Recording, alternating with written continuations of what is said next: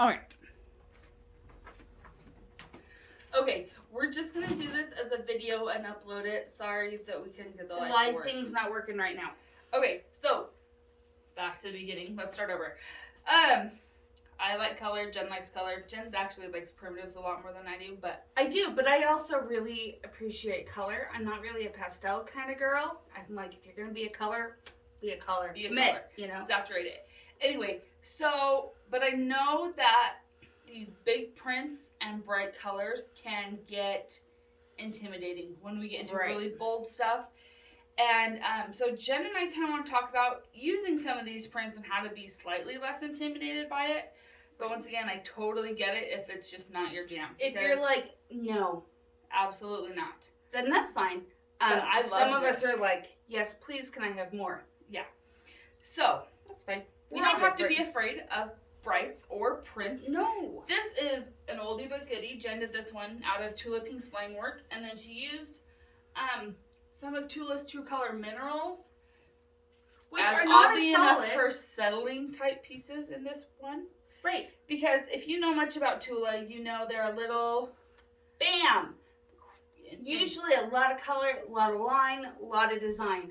Her line work was black and white with a little bit of color. But still, there's a lot of design. There's a heck of a lot going on. We've got peacocks and zebras with colored elements and stars and shooting rays and lemurs and skunks. Kinds of crazy stuff. Psychedelic hexagons and all sorts of things. So even though these prints are just black and white, they are intense prints. And using all of them at the same time can be a little much. So you kind of look in that place for your eye to rest a little bit. And usually when we think our eye needs to rest, it's like, oh, let's create some white space. What we need is some negative space. But negative doesn't necessarily have to mean solid. Right. Okay? Or a complete absence of everything. Something that looks calm next to this psychedelic guy. This one's called Pandemonium because he's kind of psychedelic. Well, he's in these psychedelic fans. Anyway, but the yellow mineral next to it pseudo-solids next to it kind of calm it down and let you just see that element. And so when we're adding like a rest for our eyes, it doesn't need to be a solid. No. It doesn't need to be white or black. It can be whatever. Now this one is from a collection called Our House by Natalie Barnes, and I love Natalie Barnes. And she's the Beyond the Reef. If you're familiar with her stuff, it is big, kind of crazy fun prints. And I love them. They're a lot of fun. And it's super fun. A lot of seriously saturated colors here. Intense colors. And some of her stuff's really great if you're an applique person to cut bits and pieces out. Right. Not an applique. Collage. Collage. She knew where I was going. Which collage is a form of applique. So it's the same thing. But the other thing is, like, you'll notice her backgrounds, they're not solid. They're not even white on white. And they're not even what you would traditionally consider a background. Okay, this has a nice paisley and leaves and dots and all sorts of stuff going on.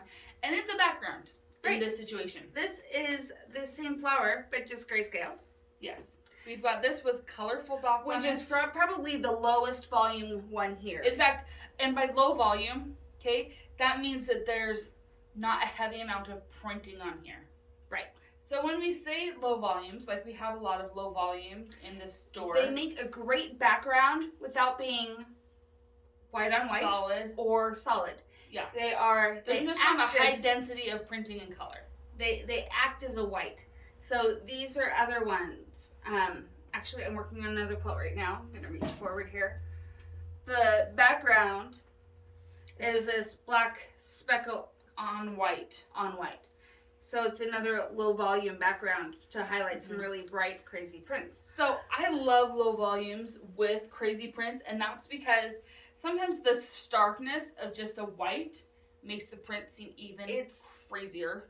Right. Whereas if you take a low volume, what you're doing is you're kind of toning things down a little bit, but you're not ratcheting the lid on all the way tight to try and make this prim and proper. Right, we're turning the volume down, but not all the way down. Yeah, okay? This isn't like rock concert. This is like rocking out in your car. Right. Volume down. Different volume. But still rocking. Still rocking it out. So, what we have here, okay, So Jen's doing this pattern. It's actually a Modernly Morgan pattern. Yes, right? it's called Cozy Cabins. There are going to be 9 of these big star blocks put together, and that'll be the quilts. So they're partial log cabins. Excuse me, guys. But each block has a different background. Mm-hmm. And by background, I mean it's a different low volume from the collection. So these things that One of those 5. Yep, that we just showed you. And what that does is it allows her to use things like these rose prints, these big, huge floral prints, to let them showcase. And the other thing you're going to notice is that we have some pseudo solids in here. We added some of these colors. These are Wyndham's palette. So They're really similar to like Shadow Play or other. Most brands have their variety not of this, quite grungy. but it's not really grungy. But it's a pseudo solid.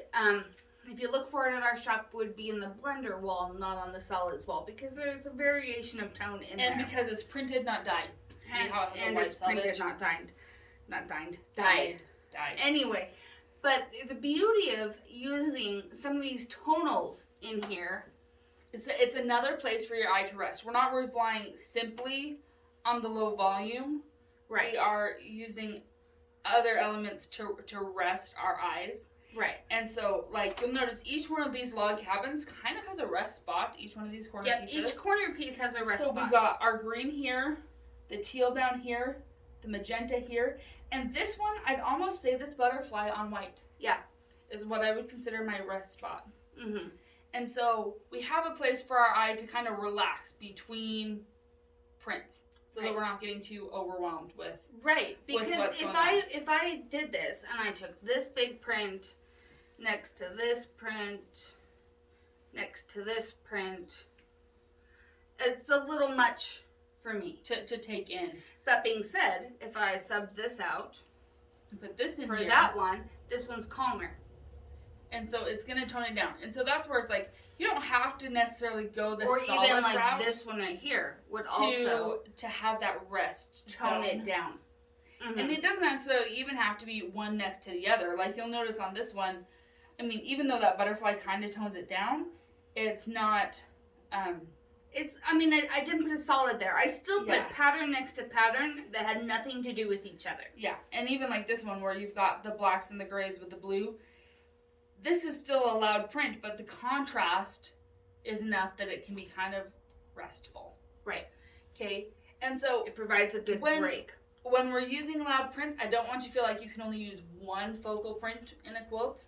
Yeah. Because Well, because honestly, if I did firmly this, believe you could use 1,000. no, I mean you could be. I mean, I'm a symmetry type of person, so I find overall symmetry in the tone here instead of pattern symmetry. Because if I was trying to do that, I'd do like print, solid, print, solid, but that's too much. And That's- doesn't really go with the type of fabric we have here. No.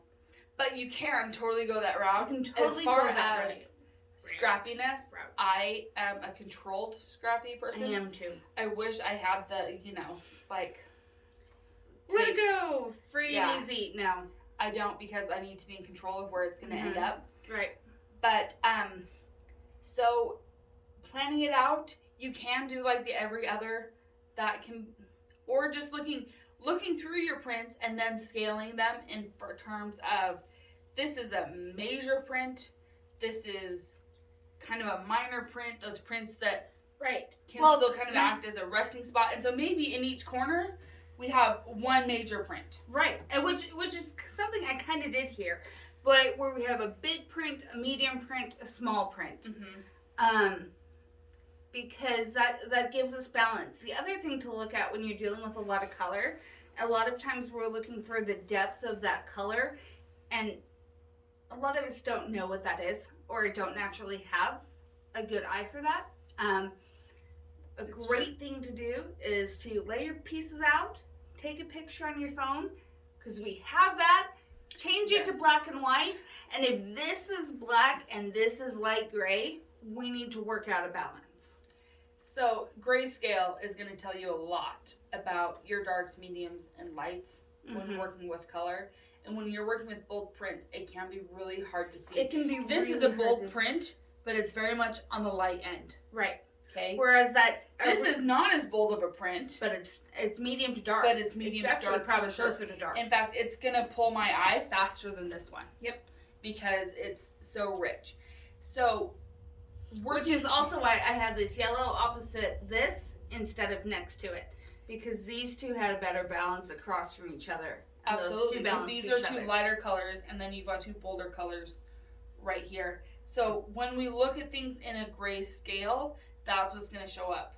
Whereas if I'm looking at color, it's like, oh, well, yellow and green are, you know. Right, so, I mean, my natural instinct is to put yellow and green across from each other, because I'm like, oh, and then pink here, but because green and purple are actually opposite on the color wheel. Right. So you would think that that would be better. But when it comes to the depth of these colors, it behaves totally differently. These are lighter, these are darker. So, and I don't want to overwhelm anyone with this too much talk about color. Someday we should plan a month and do a whole color theory series for our videos that month. We'll have to work on that. We're gonna have to write it. I think we've been meaning to do that. We've been meaning to do a color theory series for a while. So we should. And it'd be really good to define some terms. Well, and that's the other thing that people struggle with. It's like I say the word saturation and they're like, what's it's like. But we also get it at the shop. People come in and talk about hue, not really understanding the word hue, and it's like hue. we're actually talking about tones. Right. And I'm not snobby about it because I don't. No, I don't want to insult anybody about it. But I think it will help everybody if we can define terms and put ourselves on the same page when it comes to talking about color. Because, you know, a lot of this, I know when I teach people who are learning to sew all the time, and when they're learning to put fabrics together, I'm like, you know, let's start out in a fabric line, because then your stuff is going to go together. You don't have to be a master of color and pattern to make it work. But a lot of people want to branch out from that. Which I totally get. Which is great. And the more you have an understanding about color and pattern and how they work together, the better that's going to go for you. Well, and how two colors that can seem really similar or seem like they should go together don't. And it can have to do with how much gray is in it. Mm-hmm. And undertones that you might not necessarily be seeing right away. Mm-hmm. But it's like when people come in and they got to pick out a gray. And it's like, I'm like, are we looking for a blue gray, a purple gray, a tan gray, a green gray? Or grayish. Or grayish. And within that, are we looking for a light, medium, dark? Guys, oh my gosh, there's so many grays.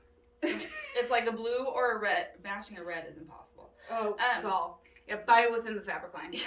Or buy a blender. Or buy a blender that's got 5 of them in there, so it doesn't have to be perfect. Right, it's not going to happen. So, yeah, we'll schedule something, okay? I promise. Guys. It'll probably be a few months out, because, you know, life's crazy.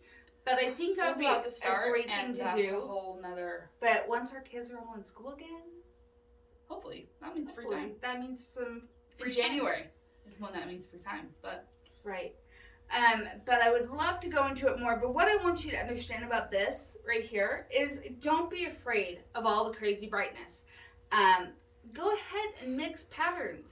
It's fine. And it's fun. It is fun. And you know, like Liz said earlier, this isn't going to be everybody's jam. Like, I was having fun making it. I remember when we got it at the shop. And I'm like, ooh, yay, they're here. And a couple of the gals who work with us are like, huh. They're like, what is that? And then there are other lines to show up, and I'm like, oh. And they're like, yay!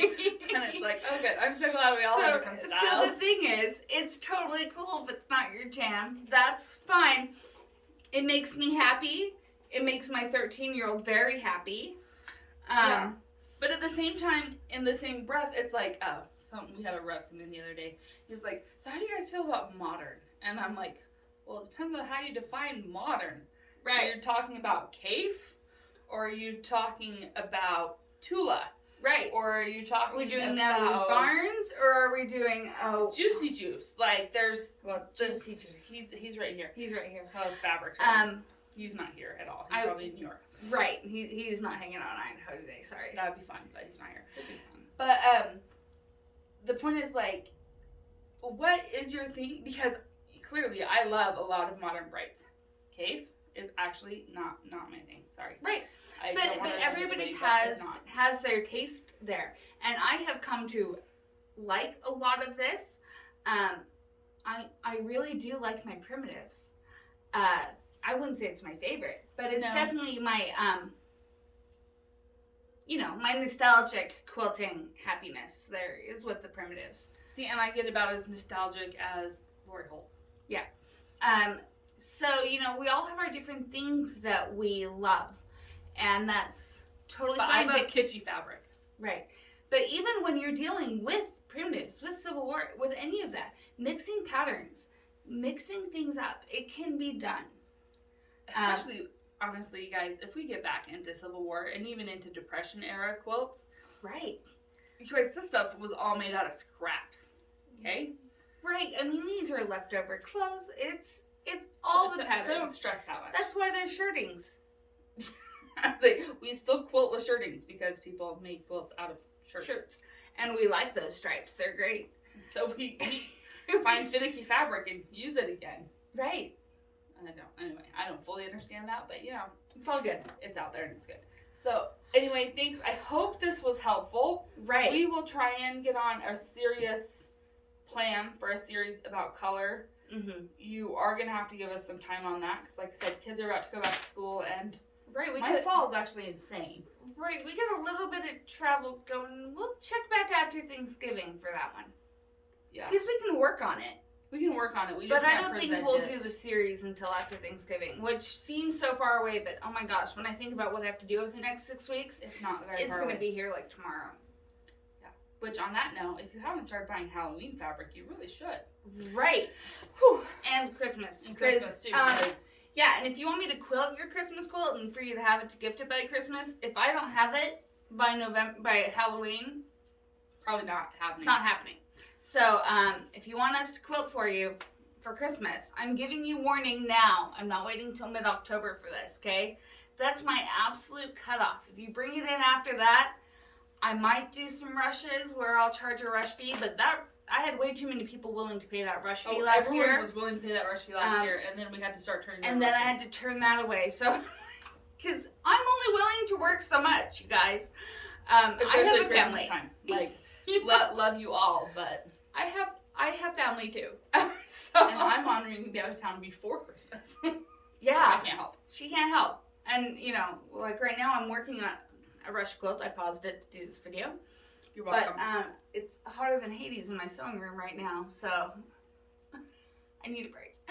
Anyway, have a great day, everybody. We're gonna get this posted since it didn't work live. Sorry, we'll try again. Hopefully that'll work, and I'll figure out what's going on with my cell reception. I don't know. My Wi-Fi has been nuts at my house too, so who knows? Weird. Something.